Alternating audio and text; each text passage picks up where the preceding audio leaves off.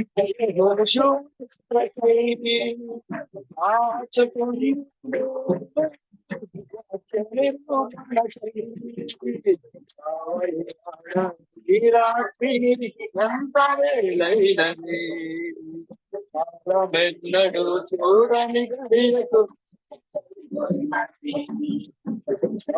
ఒప్పులను తెలియజేయగల ఒకే ఒకరిని చూశాము.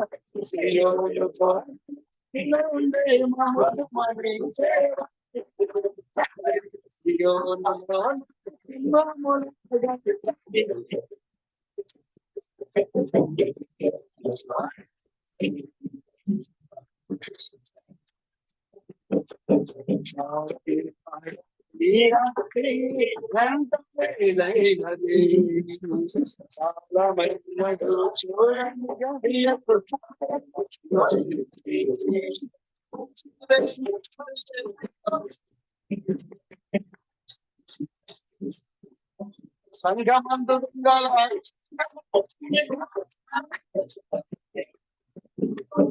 ఇరవేలు చంపించిన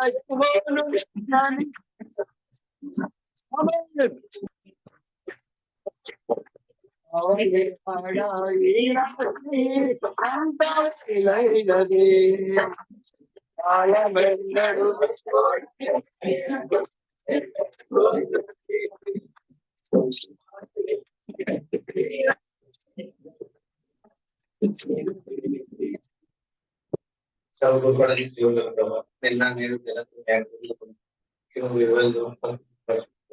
ఈ యొక్క సమయంలో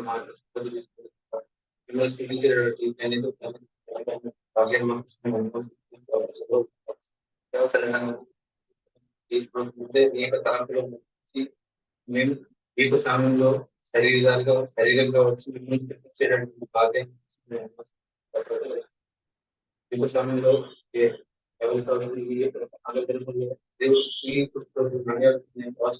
ఆ ద్వారా నెరవేర్చడం నేను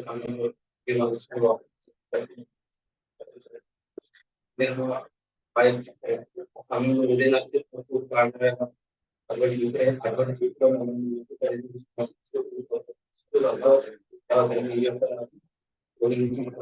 మాట్లాడుతుంది చర్మకరంలో మాట్లాడుతున్నలో మాకు మాట్లాడుతున్నట్టు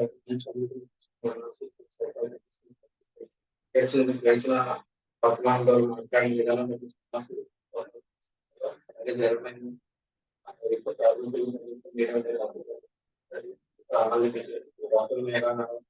ఈ ప్రకారం జీవించాలి.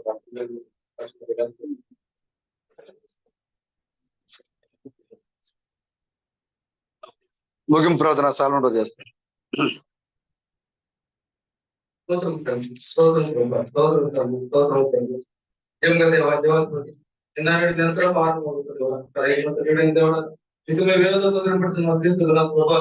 ఇప్పుడు మాట్లాడండి మాలో ఉండి మాట్లాడుతున్న దేవుడు స్తోత్రం ఉంటుంది, అనిపిస్తున్న దేవుడు స్తోత్రం ఉంటుంది. వర్తమానం బట్టి ఏదైతే ఎక్కడున్నాడు ఆయన గట్టిగా దృష్టించి చెప్పిన వర్తమానం బట్టి అయ్యా ఎక్కడైనా ప్రభా ఆ దేవుడు ఇప్పుడు మాలో మేము చూస్తున్నాం. గొప్ప వర్తమానంతో మమ్మల్ని బలపడుతున్న దేవుడా పోగిన ప్రభా ఇన్ని దినాలు లోక సంబంధమైన ప్రభావ పడింది. మరి బలీయమైన ప్రభా ఈ దిన ప్రభావ మన ఈ యొక్క ప్రభావ సన్నిధిలో బలం చేస్తాను వాక్యం ద్వారా మమ్మల్ని తెలుస్తూ కొన్ని వాక్యం ద్వారా ప్రభావం బలపడుతూ ప్రభావ సంవత్సరం ప్రభావం శక్తి నడుస్తున్నారు. చిత్తమైన ప్రభావ ఇదే విధంగా ప్రభావం సన్నిధిలో ప్రభావం ఎక్కువగా మేము గడుపులకు సహాయం చేయమని ప్రభావ ఈ వాక్యం మనం బలపరచుకుంటుంది. సహోదరుల యొక్క ఇంట్లో సహోదరుల యొక్క ప్రేమతో సహోదరుల యొక్క సహవాసంతో ఇక పశుదాస సహవాసంతో ఓని వాక్యం ద్వారా ప్రభావం మీ అనుగ్రహం ప్రభావం మన బలపడుతూ ముందుకు సాగుతూ ఓ యొక్క ప్రభా ఓ యొక్క ఇద్దరు సైనికులుగా మేము నిలబడడానికి సహాయం చేయమని ఓ సమస్తము ప్రభా ఓ ప్రపంచ చరిత్ర మొత్తం చూస్తూ ఉంటాయి ప్రభా సమస్తం ప్రభా అది మనకి ఓ దగ్గరగా మాకు కనబడుతున్న మా సమయం ఆశ్రమైనది ఓ నేను ఎదుర్కొనబోయే సమయం ఆశ్రమైనది ఓ నేను ఈ లోక ప్రజలు ఓ ఎవరైనా ప్రభావ నీ నామాలు మాగ్రించే గడియ కూడా ఆశ్రమైనది తండ్రి ఓ ప్రతి సమస్తము ప్రతిదీ కూడా ప్రభావ మేము మెరుగుగలిగి ప్రభావ దాన్ని గుర్తించి మరి ఎక్కువగా సాధన గడపదు ఓ ప్రభావ గర్భ ఆనందం నివ్వండి ప్రభావ మమ్మల్ని ఎక్కువగా బలపరచమని ఓ అనేక దినాలుగా ప్రభావ చదువులు ప్రభావ మరి గుర్తించి పెట్టడం మర్చమని ఆ ఆడపడు బైబల్స్ ఏమో ప్రభావం గుర్తున్నారు ఆమేన్. Fresh Ben हमने वफाई